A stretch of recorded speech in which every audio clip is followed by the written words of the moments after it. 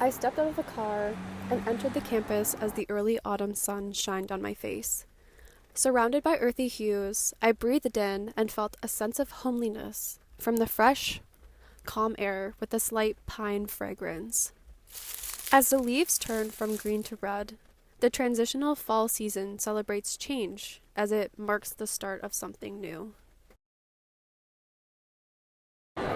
Distracted by the bustle of those around me, I glanced at my watch showing 5 minutes to 2, and instantly my heart sank into my throat.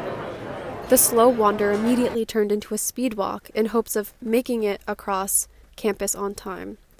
When I arrived at room 180A, the door was already closed and students had taken their seats, leaving only one open spot at the back in which I situated.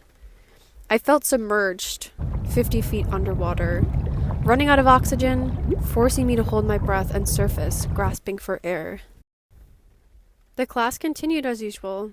Students checked their phones or pretended to type notes while secretly catching up on the latest celebrity news.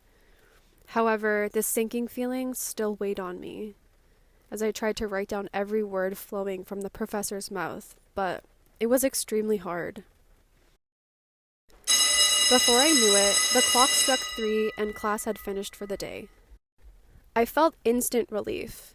My therapist reminds me that the best way to cope is with deep breathing in times of stress.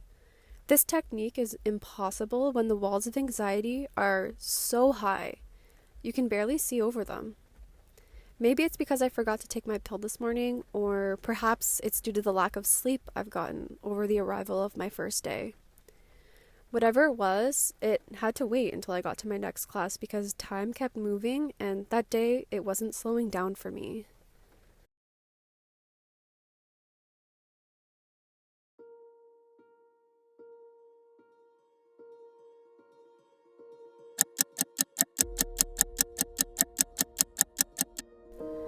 As the day shortened, the weather started to drop, requiring more than just my puffy vest. I like winter. There's a familiar numbing feeling that comes with the season's arrival.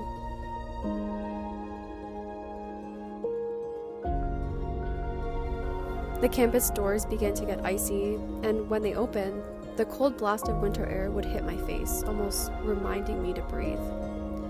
Winter break had commenced, and the water that once had me grasping for air had finally frozen over. I could tell students had finished their last finals as they hurried to the car as I stood in the courtyard observing. I realized how quickly the firsts of the last couple of months vanished, just as fast as my frosted breath in the frigid sky.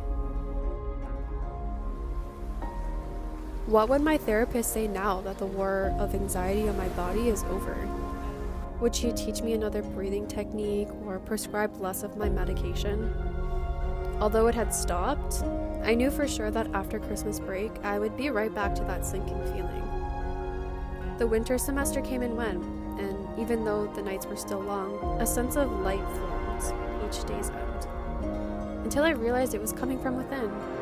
The journey that started 9 months prior had concluded, and strangely, I couldn't hear that intense beating of my heart or deepness of my breath. Everything for once was clear.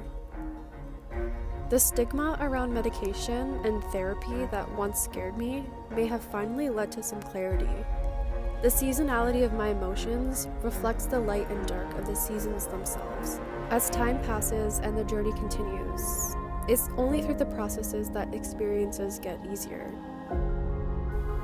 Time doesn't stop because life gets hard. We just learn how to cope with it, one day at a time. Time doesn't bring an easier tomorrow. It's how we show up that determines how we act in the world around us. In the end, we just have to breathe.